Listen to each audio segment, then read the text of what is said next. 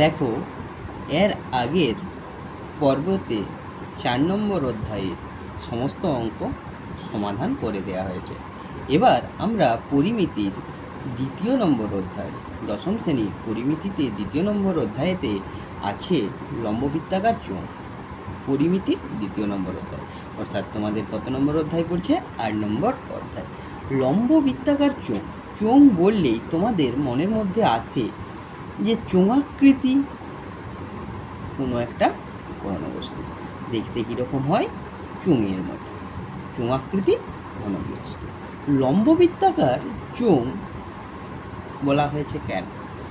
কারণ এখানে এর উচ্চতার সাথে ব্যাসার্ধটা 90 ডিগ্রি কোণ করে থাকে। উচ্চতার সাথে ব্যাসার্ধটা 90 ডিগ্রি কোণ করে থাকে।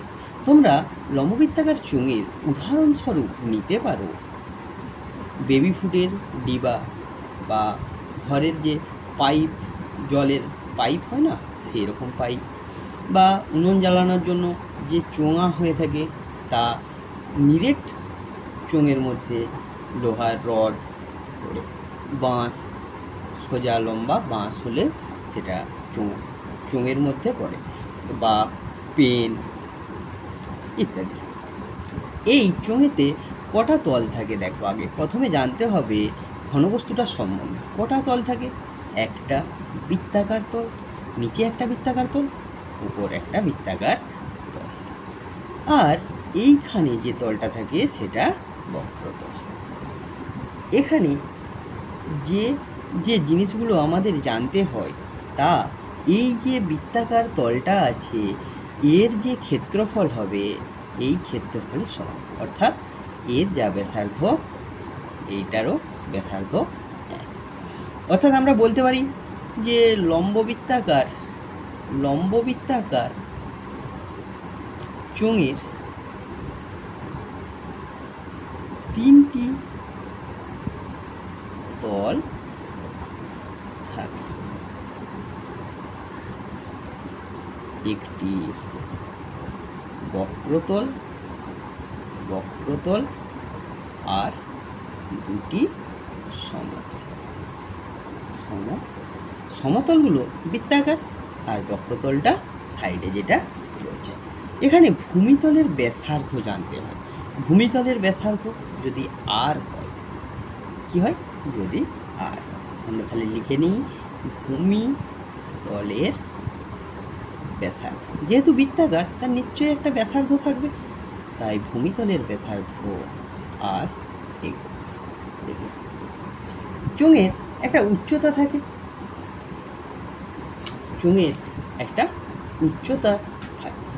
তা এই বক্রতলটা যতটা লম্বা হয় সেটাকে চোঙটার উচ্চতা বলা হয়ে থাকে। চোঙের উচ্চতা সমান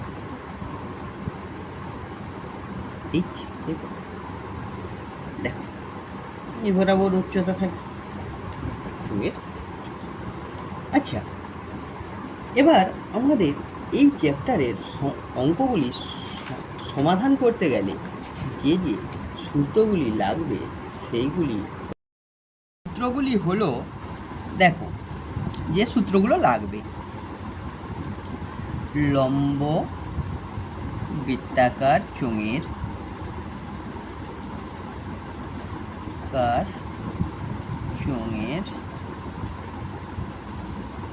প্রয়োজনীয় গাণিতিক সমস্যা সমাধানের জন্য প্রয়োজনীয় সূত্র।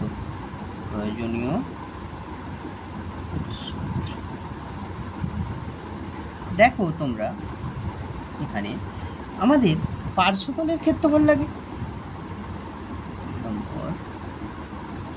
লম্ববৃত্তাকার চোঙের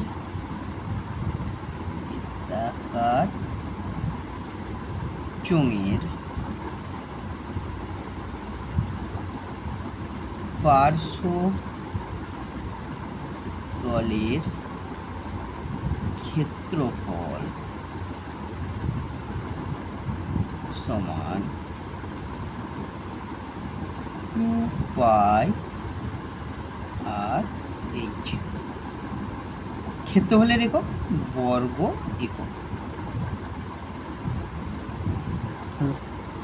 2 নম্বর, লম্ববৃত্তাকার চোঙের সমগ্র তলের ক্ষেত্রফল। তলের সমান হবে লম্ববৃত্তাকার চোঙের সমগ্র তলের ক্ষেত্রফল সমান কি হয়, দেখো পার্শ্বতলের যে ক্ষেত্রফলটা আছে সেটা, আর এই যে লম্ববৃত্তাকার চোঙ, এখানে এই বৃত্ত দুটোরও ক্ষেত্রফল যোগ করতে হবে। তাহলে একটা বৃত্তের জন্য পাই আর স্কোয়ার, দুটো বৃত্তের জন্য 2 পাই আর স্কোয়ার বর্গ একক। এখানে আমরা করতে পারি 2 পাই আর কমন নিয়ে নিলে আর প্লাস এইচ বর্গ। 3 নম্বর, ভূমিতলের ক্ষেত্রফল। এই যে বৃত্তাকার ক্ষেত্র, তার ক্ষেত্রফল পাই আর স্কোয়ার। তাই লম্ববৃত্তাকার চোঙের ভূমিতলের ক্ষেত্রফল, ভূমিতলের ক্ষেত্রফল সমান পাই আর স্কোয়ার বর্গ একক। লম্ববৃত্তাকার চোঙের আয়তনের সূত্র কি? লম্ববৃত্তাকার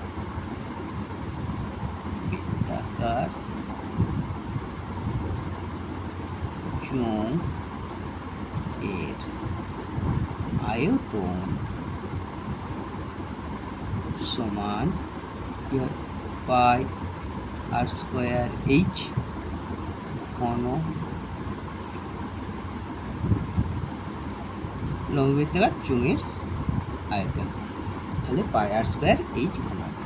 আচ্ছা, এগুলো সবই নিরেট, এগুলো সবই নিরেট চোঙের ক্ষেত্রে। এই চোঙের ক্ষেত্রে নিরেট চোঙ। যদি ফাঁপা চোঙ দেয়, মানে একটা পাইপ দেওয়া আছে, তাহলে দেখো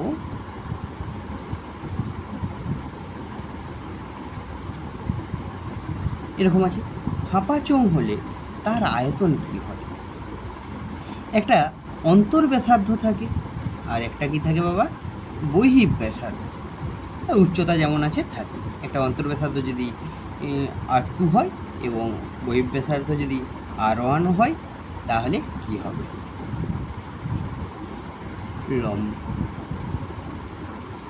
ফাঁপা লম্ব বৃত্তাকার চোঙের আয়তন সমান পাই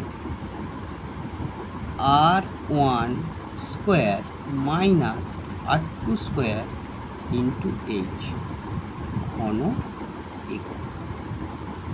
তোমরা দেখো এখানে R1 R2টা কি? R1টা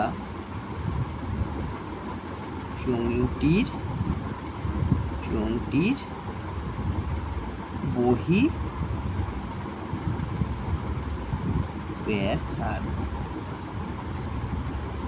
আর R2 চোঙটির অন্তর্ব্যাসার্ধ।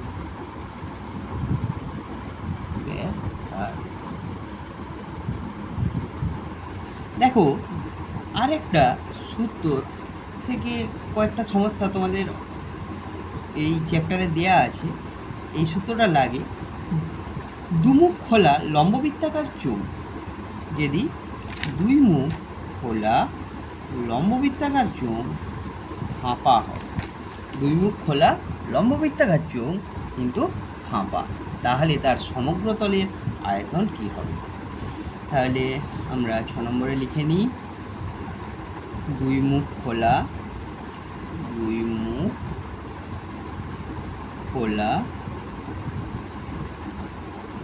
লম্ব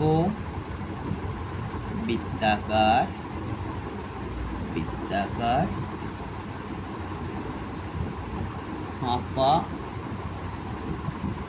ফাঁপা না লিখলেও হবে, সমগ্র তলের আয়তন, লম্ববৃত্তাকার চোঙের সমগ্র তলের আয়তন। সমগ্র তলের আয়তন। এই সূত্রটা একটু বড় হয়, দেখো সূত্রটা 2 পাই r1 plus r2 into h plus 2 পাই r1 স্কোয়ার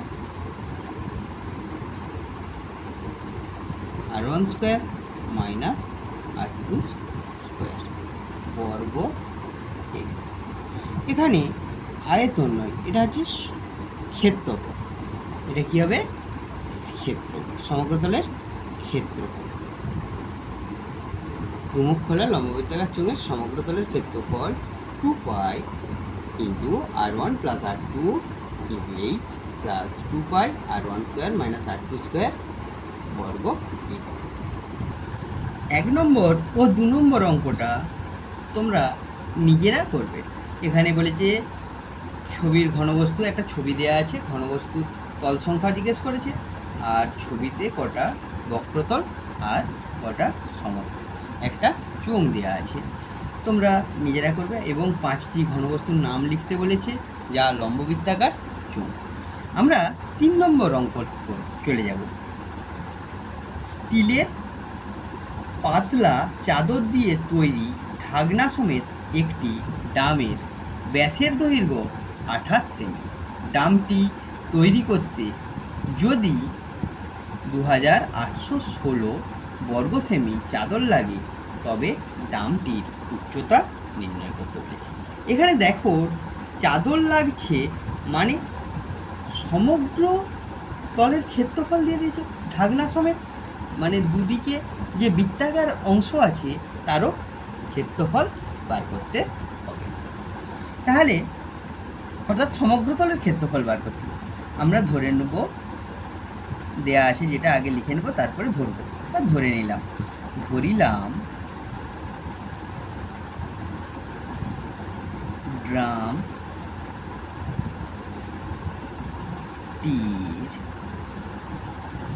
উচ্চতা সমান h সেমি, কারণ অঙ্কটা সেন্টিমিটারে দেয়া আছে। ড্রামটির ভূমিতলের ব্যাসার্ধ, ড্রামটির ভূমিতলের ব্যাসার্ধ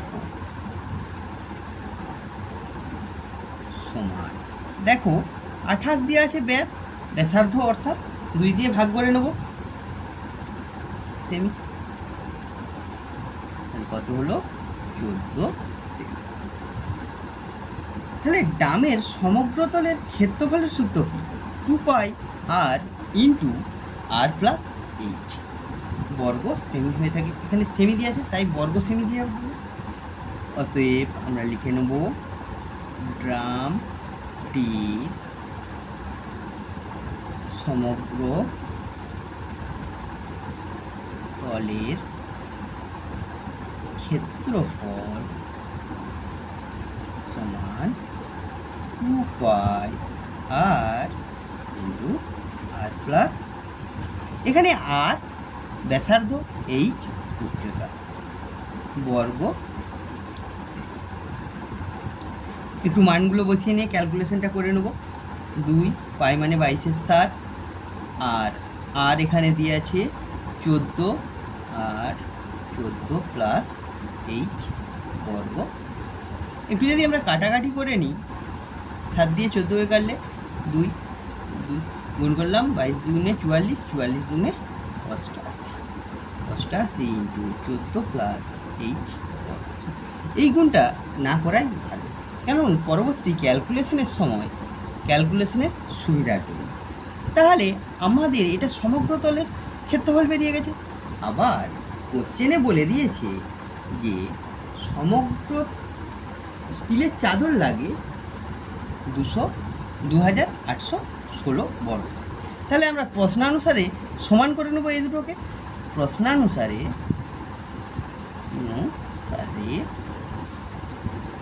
88 ইন্টু 14 প্লাস h সমান 2800 বা 14 প্লাস এইচ, এখানে 88 দিয়ে গুণ আছে, এপাশে আসলে ভাগ হবে। এইখানে আমরা একটু কাটাকাটি করি। 11 দিয়ে ভাগ করলে কত আসে? 8, 11, 11 দিয়ে 22, 5 আর 6। আবার পুরোপুরিটা 8 দিয়ে ভাগ করা যায়, 3 8 24 আর 8 দিয়ে, তাহলে কত আসলো? 32। তাহলে 14 প্লাস এইচ সমান কত আসলো? 32। 14 এই পাশে যোগ আছে, ওই পাশকে গেলে সমানের ওই ডান দিককে গেলে বিয়োগ হবে, বিয়োগ করলাম, আসলো 18। আমরা এইচ সমান ধরে নিয়েছিলাম উচ্চতা, ড্রামটার উচ্চতা, তাহলে ড্রামের উচ্চতা কত বেরালো? এইচ সমান 18, অর্থাৎ বা অতএব ড্রামটির উচ্চতা সমান 18 সেমি। একটি 4 নম্বর অঙ্কেতে একটি ঘরের বারান্দায় 5.6 ডেসিমি ব্যাসের এবং 2.5 মিটার লম্বা দুটি লম্ববৃত্তাকার পিলার ঢালাই করতে কত ঘন ডেসিমি মশলা লাগবে হিসাব করতে হবে। এরই আরেকটা অংশ দিয়েছে, প্রতি বর্গমিটার 125 টাকা হিসাবে পিলার দুটো প্লাস্টার করতে কত খরচা হবে সেটা। আমরা তাহলে প্রথম অংশটা করি। দেখো এখানে প্রত্যেকটা পিলারের ব্যাস দিয়ে দিয়েছে, ব্যাসার্ধ বার করে নেব, আর দেয়া আছে লম্বা অর্থাৎ উচ্চতা। এখানে কত পরিমাণ মশলা লাগবে ঢালাই করতে, মানে পিলার দুটোর আয়তন বার করলেই হবে। দেখো এখানে প্রত্যেক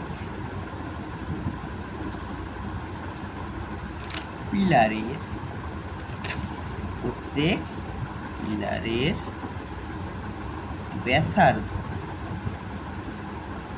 প্রত্যেক পিলারের ব্যাসার্ধ সমান 5.6 বাই 2 ডেসিমি, অর্থাৎ ভাগ করলে হচ্ছে 2.8 ডেসিমি।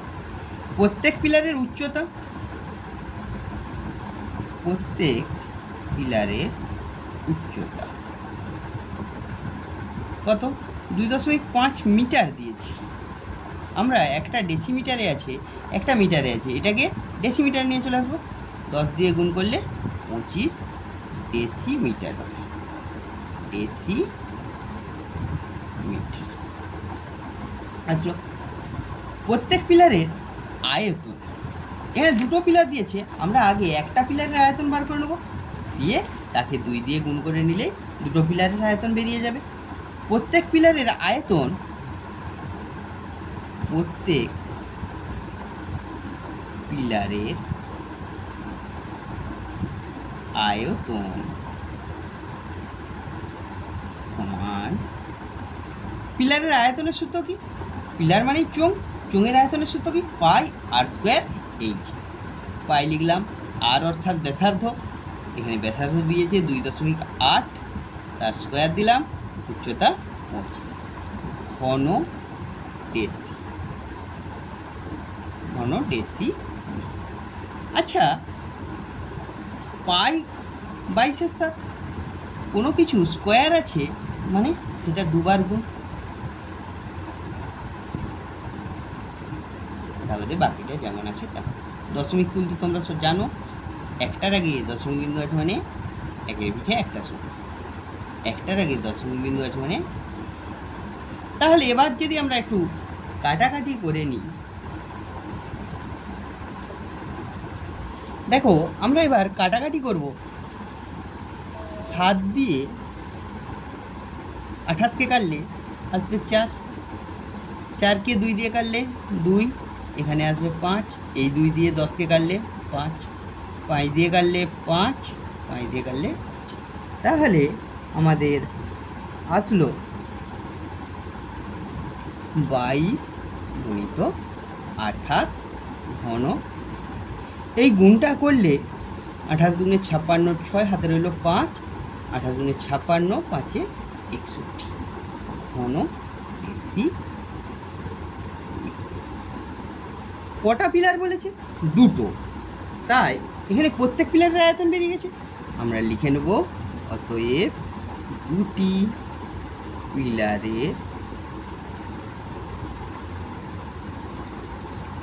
জন্য মশলা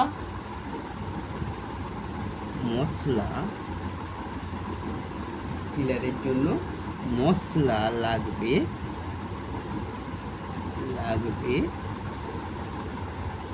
সমান 2 গুণিত একটার জন্য যেটা লাগে ঘন ডেসিমিটার। আচ্ছা, এটা গুণ করলে আসছে 2, 3, 2, 1 ঘন ডেসিমিটার। এর দ্বিতীয় পার্টে সেকেন্ড পার্টে আছে যে প্লাস্টার করলে একটা খরচা কত হবে। দেখো, প্লাস্টার করা হয় পিলারের পার্শ্বতলে। প্লাস্টার কোথায় করা হয়? পার্শ্বতলে। তাহলে প্রত্যেক পিলারের পার্শ্বতলের ক্ষেত্রফল বার করে নেব। তাহলে প্রত্যেক পিলারের পার্শ্বতলের ক্ষেত্রফল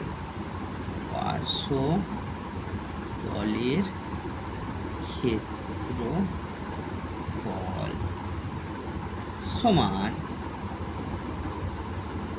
পার্শ্বতলের ক্ষেত্রফল সমান, দেখো সূত্র কি? 2 পাই আর মানে 2.8 গুণিত এইচ মানে 25, তাহলে বর্গ ডেসি। এখানে দেখো 2 পাই মানে কত? 22-এর 7 গুণিত 28-এর 8-এর আগে একটা দশমিক, মানে 8-এর আগে দশমিক আছে, মানে একটার আগে দশমিক 10 নিলাম গুণিত 25। এবার কাটাকাটি করব। 4 দিয়ে কাটলে 7 দিয়ে কাটলে 4, 2 দিয়ে কাটলে এটা 5, 5 দিয়ে কাটলে, তাহলে আসলো কত? 4 দুগুণে 8, 4 দুগুণে 8 গুণিত 5 বর্গ ডেসি।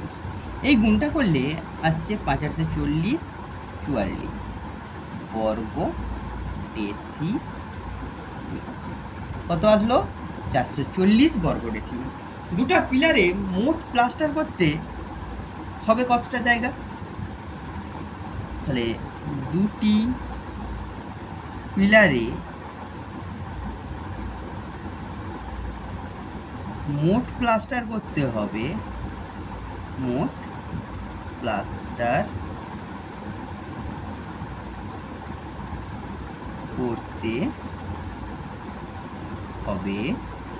সমান 2 দিয়ে গুণ করে নেব বর্গ ডেসি বর্গ ডেসি। তাহলে কত হচ্ছে? 180 বর্গ ডেসি। আচ্ছা, এখানে দেখো অঙ্কটাতে দেয়া আছে 1 বর্গ ডেসি মিটারে 125 টাকা খরচা হবে 1 বর্গ মিটারে।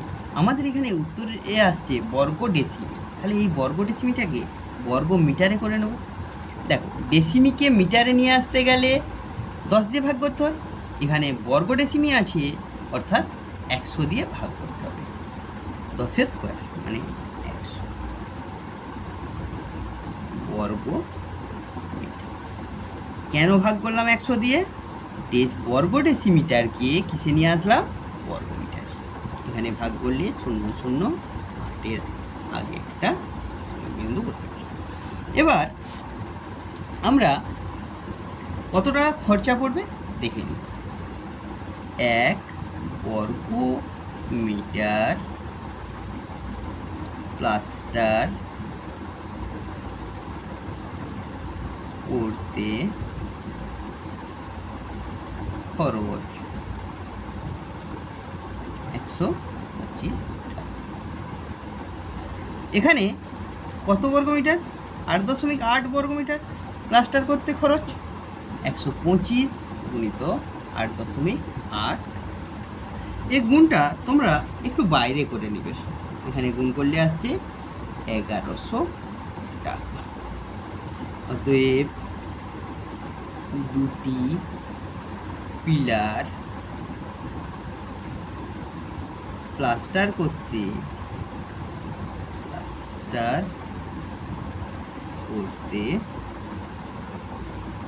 খরচ হয় 1100 টাকা। সমস্ত অঙ্কের সমাধানগুলি পেতে পরের পর্বগুলি তোমরা দেখতে থাকো এবং বন্ধুদের মধ্যে শেয়ার করো ও সাবস্ক্রাইব করো এবং সঠিকভাবে অঙ্ক শেখো এই ইউটিউব চ্যানেল আমার গণিত পাঠশালা থেকে।